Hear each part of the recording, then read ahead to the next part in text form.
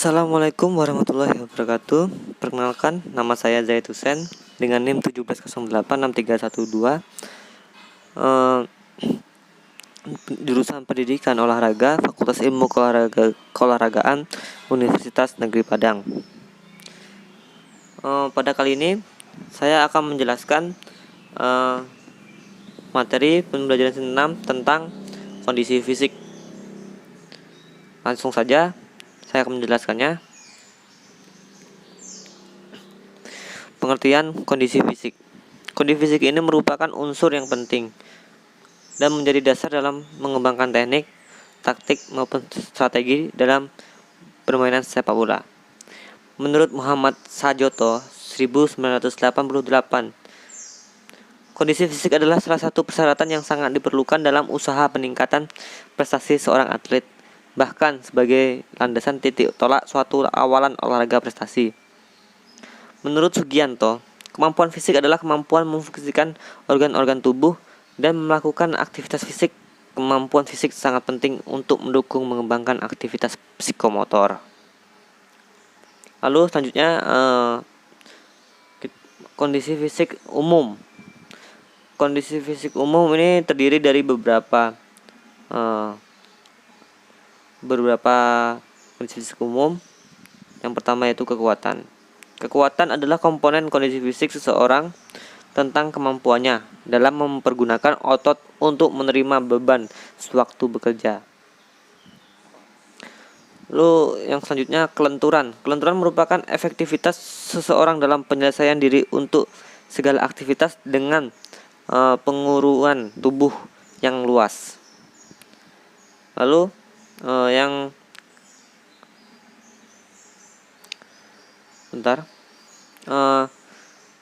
jadi dalam keseluruhan kegiatan fisik, peranan kelentukan sangatlah penting, terutama pada cabang-cabang olahraga yang banyak menggunakan gerak sendi. Kelentukan adalah kemampuan untuk bergerak dalam ruang gerak sendi. Dalam olahraga, kalau kita bicara mengenai atau fleksibilitas kelentukan, kita biasanya mengacu kepada ruang gerak sendi tubuh. Sedangkan menurut Sukarman menyatakan bahwa kelentukan ditentukan oleh kondisi tulang otot, ligamen, jaringan ikat, dan kulit. Kelentukan bersifat esensial untuk semua olahraga untuk memberi kebebasan dari gerak pada persendian, mempertinggi elastisitas otot, dan membantu untuk mencegah kerusakan pada otot tendon, menurut Jaffer. Lalu poin selanjutnya yaitu kondisi fisik khusus. Daya ledak merupakan salah satu dari komponen biomotorik yang penting dalam kegiatan olahraga. Karena daya ledak akan menentukan seberapa keras orang dapat memukul, seberapa jauh orang dapat melempar, seberapa cepat berlari dan sebagainya. Banyak cabang olahraga yang memerlukan daya ledak untuk dapat melakukan aktivitasnya dengan baik. Daya ledak adalah kondisi fisik yang harus dikuasai dalam meningkatkan prestasi olahraga. Karena daya ledak atau eksplosif daya ledak merupakan tenaga yang dikeluarkan seseorang pada saat memulai gerakan. Setiap atlet harus memiliki daya ledak untuk mengeluarkan tenaga secara eksplosif.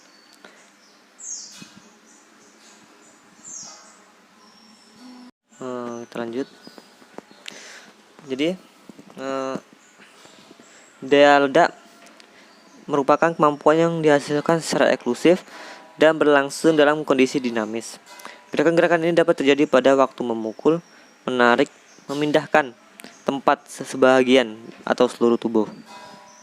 Daya ledak otot sangat dipengaruhi oleh volume otot. Daya ledak otot terjadi karena segmen otot, sendi, dan susunan saraf pusat. Daya ledak otot lengan dapat diperoleh berdasarkan kerja kelompok serat otot untuk menahan beban yang diangkatnya. Daya ledak otot lengan terjadi akibat saling memendek dan memanjang otot lengan atas dan bawah yang didukung oleh dorongan otot lengan dengan kekuatan kecepatan maksimum. Daya ledak otot lengan adalah kemampuan otot lengan untuk mengatasi beban atau tahanan dengan kecepatan kontraksi yang sangat tinggi. Daya ledak otot lengan merupakan gabungan dari dua kemampuan, yaitu daya ledak strength dan kecepatan speed, di mana daya ledak dan kecepatan dikerahkan maksimum dalam waktu yang sangat cepat dan singkat. Lalu daya ledak otot tungkai. Daya ledak otot tungkai dapat didefinisikan sebagai suatu kemampuan dari kemampuan otot untuk menghasilkan kerja dalam yang sangat cepat. Daya ledak otot tungkai adalah kemampuan otot untuk mengatasi beban atau tahanan dengan kecepatan kontraksi yang sangat tinggi.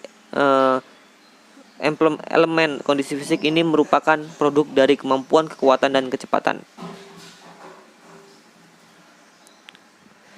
Tungkai terdiri dari tungkai atas, yaitu pangkal paha sampai lutut, dan tungkai bawah, yaitu lutut sampai kaki. Lalu selanjutnya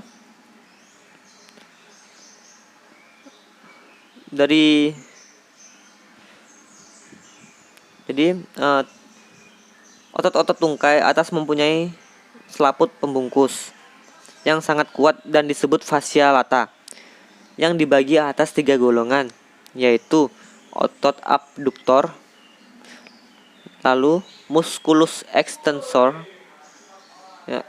Musculus extensor ini otot berkepala 4. Otot ini merupakan otot yang terbesar dari musculus rectus femoris, musculus vastus lateralis external, musculus vastus medialis internal, dan musculus vastus intermedial. Lalu selanjutnya otot flexor femoris yang terdapat di bagian belakang paha, terdiri dari biceps femoris, otot berkepala 2. Fungsinya membengkokkan paha dan meluruskan tungkai bawah. Musculus semimembranosus, otot seperti selaput, fungsinya membengkokkan tungkai bawah. Musculus semitendinosus, otot seperti urat, fungsinya membengkokkan urat bawah serta memutarkan ke dalam. Dan musculus sartorius, otot penjahit, bentuknya panjang seperti pita, terdapat di bagian paha, fungsinya exorotis famur, memutar keluar pada waktu lutut mengentul, serta membantu gerakan infleksi, fleksi femur dan membengkokkan keluar. Jadi dari beberapa penjelasan materi yang telah saya jelaskan tadi, kemampuan fisik adalah kemampuan memfungsikan organ-organ tubuh dalam melakukan aktivitas fisik. Kemampuan fisik sangatlah penting untuk mendukung mengembangkan aktivitas psikomotor.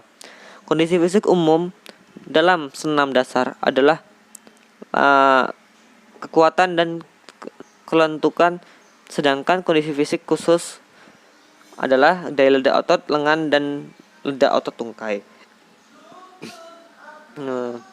Mungkin sekian materi yang bisa saya jelaskan tentang kondisi fisik. Saya minta maaf jika ada kekurangan. Saya Zaitusen. Terima kasih. Assalamualaikum warahmatullahi wabarakatuh.